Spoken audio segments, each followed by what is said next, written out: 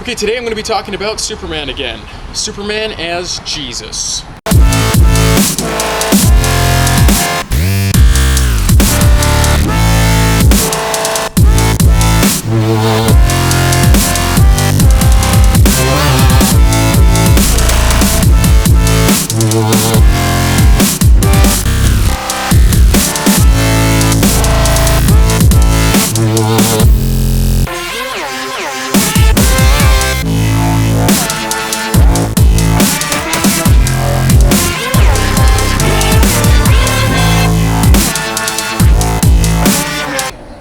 Hot topic right now. It's on everybody's mind with the release of Man of Steel.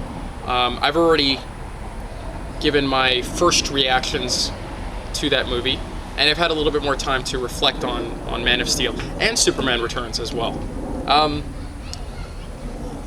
Man of Steel fixes something that a lot of people complained about with Superman Returns. A lot of people said Superman Returns, and I agree.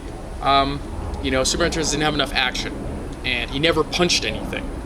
And then Zack Snyder really fixed that. You could say he might have overly fixed that in this movie. But you know what's funny is there's something that the two movies have in common. And both of them have a very serious tone to the movie. They both have very little humor. They both, you don't really buy into, there's no romance. And by the end of it, it's kind of a depressing movie. Both of them. And at least I don't feel like revisiting either of them. I don't see myself watching them again. Now this could be a coincidence, but they both have something else in common too, other than being depressing. They both have these Jesus references in both movies. And it could be a coincidence, but I feel like those things are related.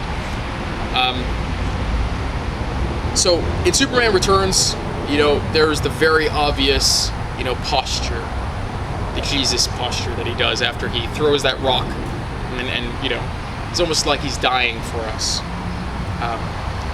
And then there's the part where Lex Luthor stabs him, and you could say that's almost like the part where Jesus gets stabbed with a spear, and they're all beating him up. Your dad ever teach you to laugh before you leap?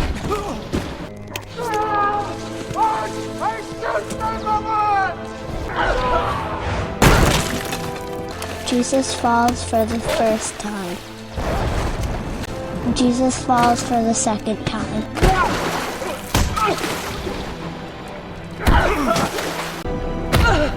Jesus falls for the third time.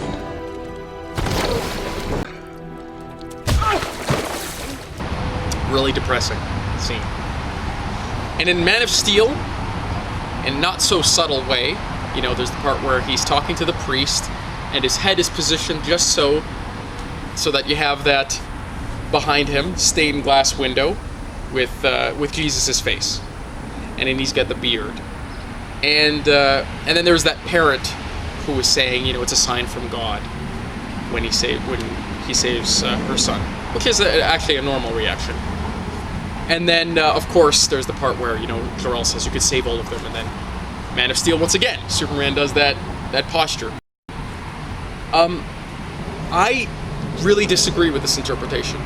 Other than being a nice guy, I don't see anything that Superman and Jesus really have in common with their stories, or I don't see any inspiration from the Bible. And it's actually a very good indicator with music, because what we're talking about right now is tone. People say that these movies are more realistic. I don't know, I think they all have pretty much the same levels of realism. Whether you see that as a positive thing or a negative thing, it's not realism that's the problem here. Superman Returns and Man of Steel have a tonal problem. They don't match this character. And Man of Steel would have been perfectly fine if it was the Incredible Hulk.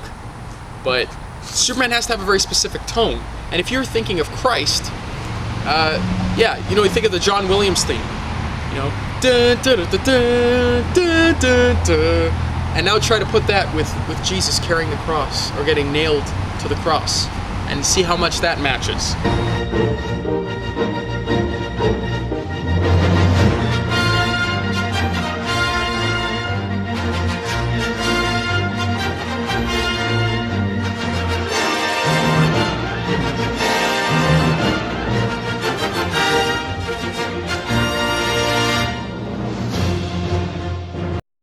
it's not the right tone. And like I said, music is a very good indicator of the tone of a story, how it's supposed to feel. So, biblically, where would he get his inspiration from? They definitely took his origin from, it's very clearly a Moses story.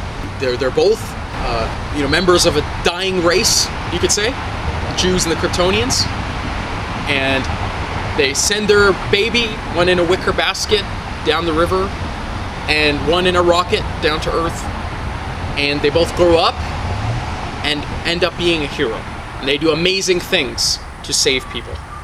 So it's not really a Jesus type of heroism where it's, turning the other cheek and getting whipped and getting beaten and getting nailed to the cross for a crime you didn't commit and just kind of taking the punishment. No, it's kind of saying, let my people go. And you're wrong, and you can't get away with this. That's a Superman type quality. And although I'd say Ten Commandments is a very serious movie, not fun like the way Superman would be, I would say that the ending is more like of a happy ending. It's more of a triumphant ending than you would say the Jesus Christ story is, other than him coming back from the dead. Another biblical figure that I would say that he shares a lot of things in common with is Samson. Obviously just known for his strength that is given to him from God. He has one weakness, just like Superman, which is if you cut off his hair, he loses all his power. He takes down an entire army with the jawbone of a donkey, which is kind of weird, but still. And he's a flat-out hero. He's going after the bad guys and fighting them. That's something that you could say that they have in common. And even when he dies and he's blinded, he knocks down these pillars. He takes down all the bad guys with him. So it's that kind of ending. Whereas Christ is more like he's begging forgiveness for the bad guys from God. So it's a very different type of story. But even more than Samson and Moses, I would say Superman borrows from Hercules. You have Hercules, who is the half-son of Zeus. And Zeus, if you want to think about it, living in Olympus, living in some amazing place with gods. But the gods in Greek mythology they have human-like qualities. They're more relatable and even have human-like flaws. Sending their son down with regular people. So if you want to picture Zeus being like Jor-El, and he's raised by these regular people and becomes a hero. And all Hercules is known is for his amazing feats, all the trials that he goes through. And that's really what Superman comes down to. That's what he really is. The problem with Man of Steel and Superman Returns, I think they're not fun movies to watch. And just like Passion of Christ, they're movies that I would want to watch once and never really want to return to. The Christopher Reeve Superman, for a movie of that time, was considered realistic, but what it has over these ones is it's fun. So it has to have the energy that a Star Wars has, especially the original 1977. Raiders of the Lost Ark. There's different aspects to these movies, but there's humor and there's fun and there's a sense of adventure, and that to me is what Superman should have. Another thing that Superman shares with Hercules and Samson, other than Samson's weakness is his hair, you could say that their weaknesses are women, and in their cases lots of women.